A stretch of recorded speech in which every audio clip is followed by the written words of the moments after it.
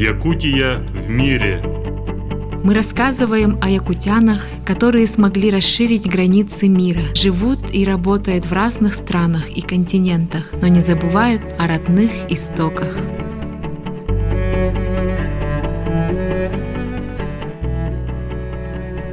Добрый день, дорогие друзья! С вами передача «Якутия в мире». И у нас сегодня в студии замечательная гостья из Турции Матрёна Егорова, председатель Ассоциации якутского делового сотрудничества, культуры и солидарности в Турции.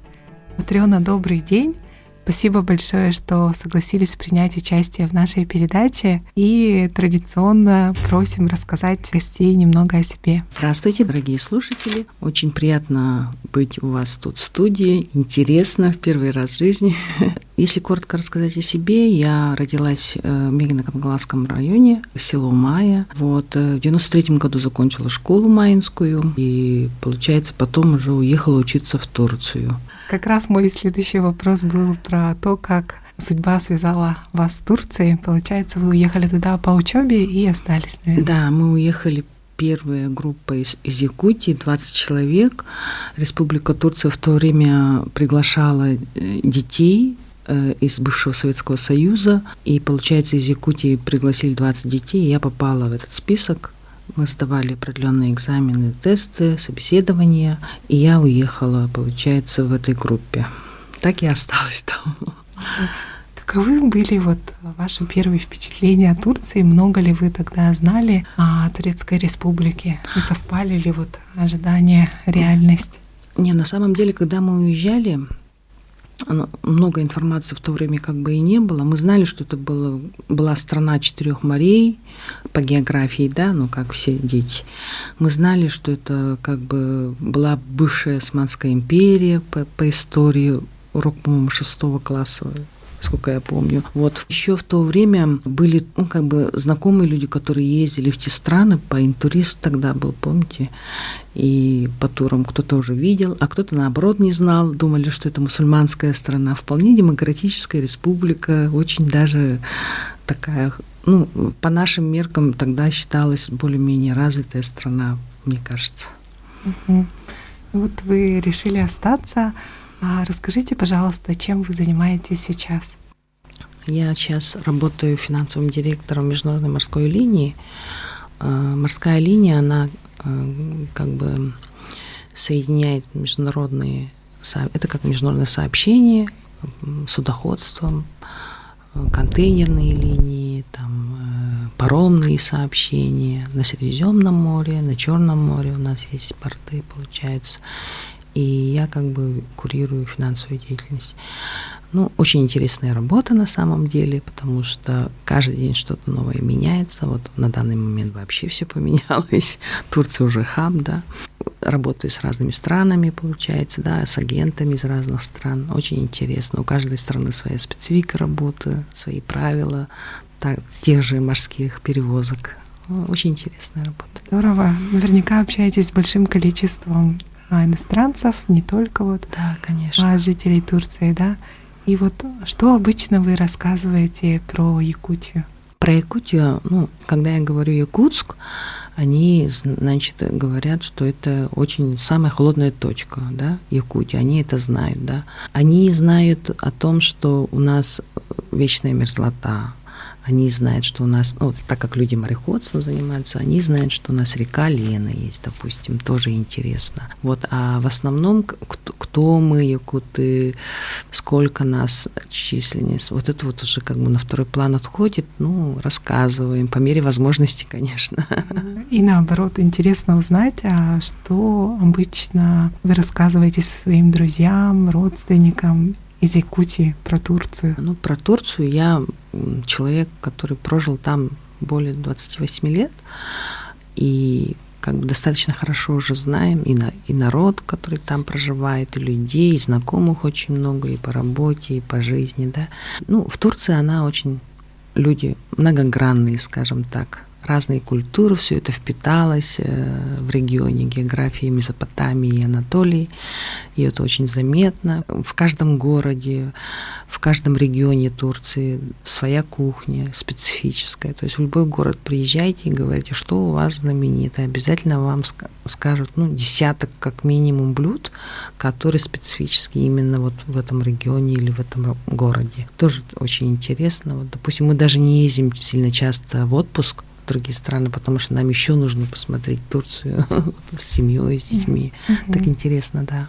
Вот у нас как раз ассоциация, она, получается, ведет основную деятельность, об ознакомлении в Турции, про Якутию именно, про наш народ, про нашу культуру, то, что мы, в принципе, можем и заниматься бизнесом, в том же, именно по международным стандартам, что очень важно, потому что мы все-таки регион Российской Федерации, и они иногда могут, те, которые не работали с Россией, они могут подумать, что там это все еще Советский Союз. Есть такое чуть-чуть. А иногда и нашим соотечественникам из России нужно рассказывать, где Якутия. Это мы уже сейчас хорошо отработали. У нас есть координационный совет в Турции, и они уже теперь знают все, что есть такие люди, как якутяне, активные в Турции. Здорово. Очень рада узнать, что у нас такое активное якутское землячество. И может быть, чуть более подробно, про деятельность ассоциации рассказать. У нас ассоциация была создана в 2018 году, и получается, помните, дни Якутска были в Стамбуле в 2017 году, и когда они приехали, мы очень много людей нашли, тех, которые жили, мы не знали об их существовании, мы общались 3-4 человека в Стамбуле, а тут оказалось нас достаточное количество для того, чтобы создать ассоциацию. И в 2018 году мы сделав уже устав, мы уже его создали, и наша деятельность, она состоит из 3 китов, где одна сотрудничество, то есть получается между Якутией и Турцией. Это бизнес-деловое сотрудничество. Второе — культура, то есть мы можем, в принципе, показать и турецкую культуру здесь, и наоборот, якутскую культуру там. И солидарность, это уже для тех якутян, которые живут в Турции, мы друг другу в каких-то вопросах, то есть каждый в какой-то области специалист, если то мы друг друга иногда поддерживаем в этом плане, да. А как часто вы собираетесь и, может быть, проводите какие-то совместные мероприятия? Например, слышали, что прошел очень успешно долгожданный СЭХ, который ждали все время пандемии, можно сказать.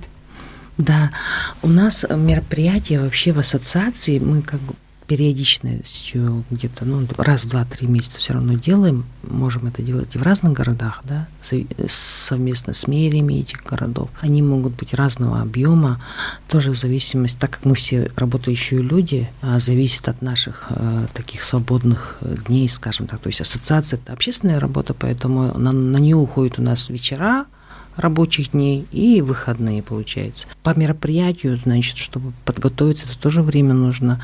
Поэтому все выходные, вечерние времена, если мероприятие, то мы, конечно, все вместе дружно работаем над этим. Помимо этого, так как у нас официальное НКО, нам, конечно, приходится раз в месяц обязательно встречаться и делать свою документацию, потому что это все, конечно, контролируется, и мы даем отчеты государству о нашей деятельности, в том числе. По поводу СЭХа, это у нас пандемия. В 2019 году был, помните, СЭХ мира в Риге, а в 2020 году планировалось в Турции. Получается, в 2020 году, до пандемии, мы буквально 15 марта прилетели с моим заместителем Натальей Хемингюль в Анталию, обговорили все детали. Там купили билеты 250 человек уже только из Якутии, организации общественные, ансамбли. И это был такой масштаб с мэрией Анталии, но 15 марта, получается, мы вернулись в Стамбул, все это обговорив, мы 3-4 дня там были, все уже согласовали, и 21-го все закрыли. Получается, 20-й СЭХ мы не сделали, 21-й опять мы не сделали, но, наконец, 22-й мы сделали. Но, естественно, весь тот масштаб, который мы планировали в 2020 году, он, естественно, не смог себя проявить, потому что и авиабилеты очень подорожали, сами знаете, из Стамбула в Москву, несколько раз. Но, тем не менее, У нас было очень большое желание его сделать, так как мы уже работали, да, но тем не менее мы его смогли провести. Я, кстати, очень благодарна Готовцеву Ефиму за то, что он проспонсировал. Он буквально вот за неделю до мероприятия, он просто вот человек приехал в Анталию, на отдых в Турцию, и мы когда ему рассказали, что у нас ситуация сложная, нам нужны спонсоры там, для раздаточных материалов, там, для конины, да, в том числе. И он так с удовольствием согласился нас поддержать. Нас это очень-очень обрадовало, потому что, да, мы тоже иногда свои средства используем, но она тоже не бездонна. А тут человек просто от души решил нам помочь. И это был ИСЭХ мира, который раньше был ИСЭХ Европы, в этом году первый на самом деле. То есть на самом деле этот человек еще и как бы первый спонсор этого мероприятия считается, да. Но зато на этот ИСЭХ приехали из 13 стран, и у нас вместо Тюльге, допустим, люди представляли свою страну, где они проживают. В общем, как-то интересно. И на второй день мы еще сделали, кстати, форум наш свой, саха-диаспоровский, скажем так, да, и как бы бизнес-контакты, люди говорили, те люди, которые не могли приехать на наш, который в Якутске был форум, туда приехали, презентовали свою презентацию, тоже было очень интересно, да. Здорово. Да, в принципе, я думаю, в таком формате можно продолжить уже в других странах, как мы как бы планировали ранее, как саха-диаспора. Особенно отрадно слышать, что земляки поддерживают, вот, да? Да. Я очень благодарна, на самом деле, тем землякам, которые вот приехали именно нас поддержать, потому что в такое сложное время мы все-таки его смогли, благодаря вот сплоченности, поддержке наших земляков, тех же, которые в других странах живут, в саха-диаспоре, да, и, естественно, всех земляков, которые живут в Турции. Вот прямо все работали на благо этого ИСЭХа. А скажите, где пройдет следующий ИСЭХ мира? Уже решился этот вопрос? Я скажу так, у нас, когда мы в ИСЭХ мира в Турции делали в этом году, мы там делали конкурс, да, каждая страна, которая представляла, мы как-то планировали, наверное, тот, кто выиграет, все-таки можно сделать. Но сейчас, по-моему, ведутся переговоры, что, может, и в Англии могут сделать. А на нашем ИСЭХе прямо получили плакет, премию за то, что вот они очень хорошо свою страну представили. На нашем ИСЭХе Швеции это Сардана Хабарова и Алена Степанова. Замечательный у них была программа. Вот на столе они делали викторину для гостей про Швецию, там чего только там не было. А еще у нас Хамус приехал вот из Риги, получается, да. И тут же экспромтом сделали на ужине официальном нашем.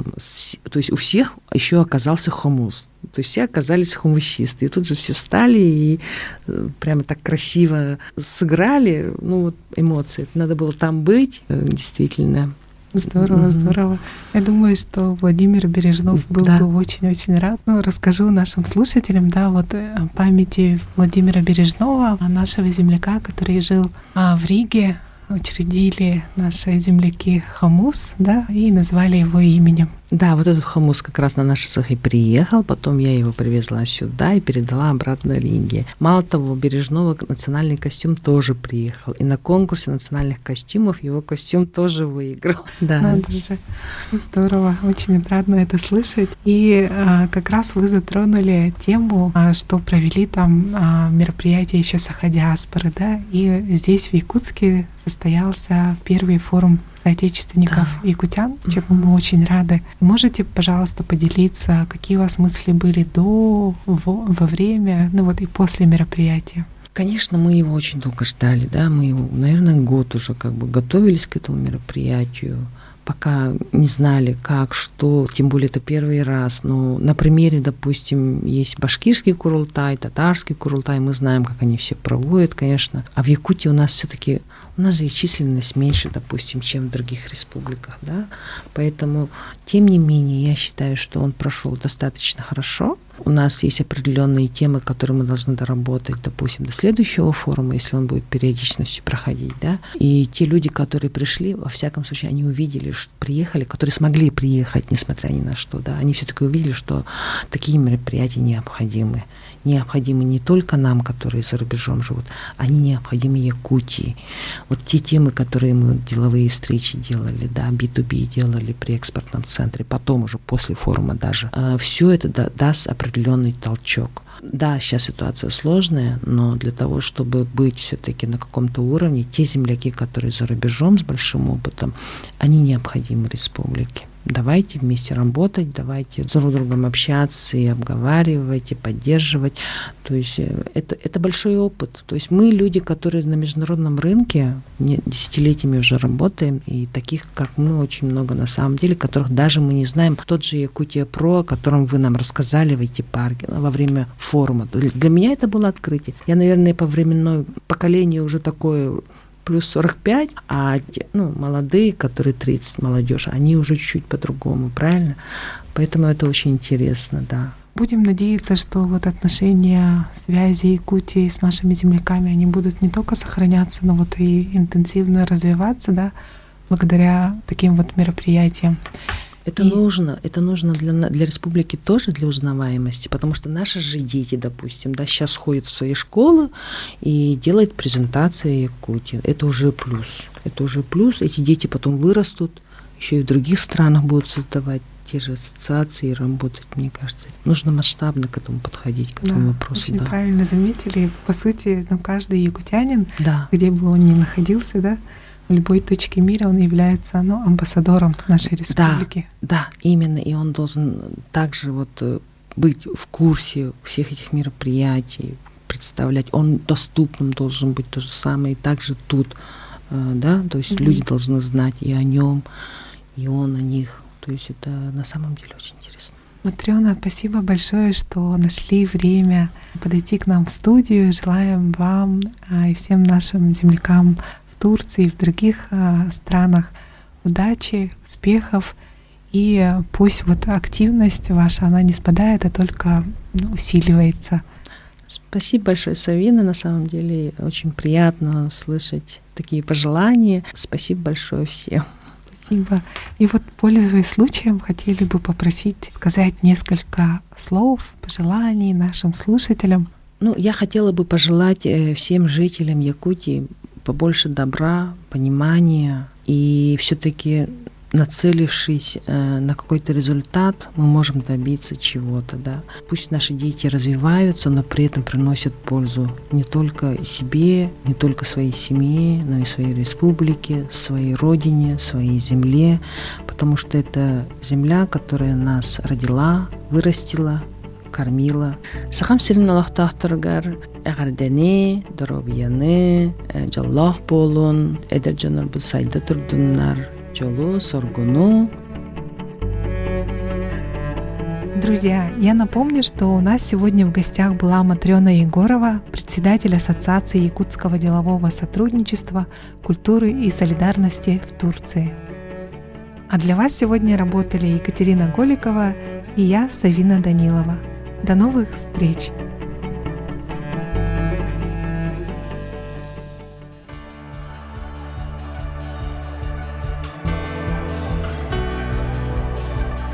Якутия – это земля, которая навсегда оставляет в жизни и памяти людей свой неизгладимый след, особые чувства. Для кого-то это повод для гордости, что этот край навсегда остался в их сердце родиной. Другим, что они смогли прикоснуться к его истории, самобытности и красоте.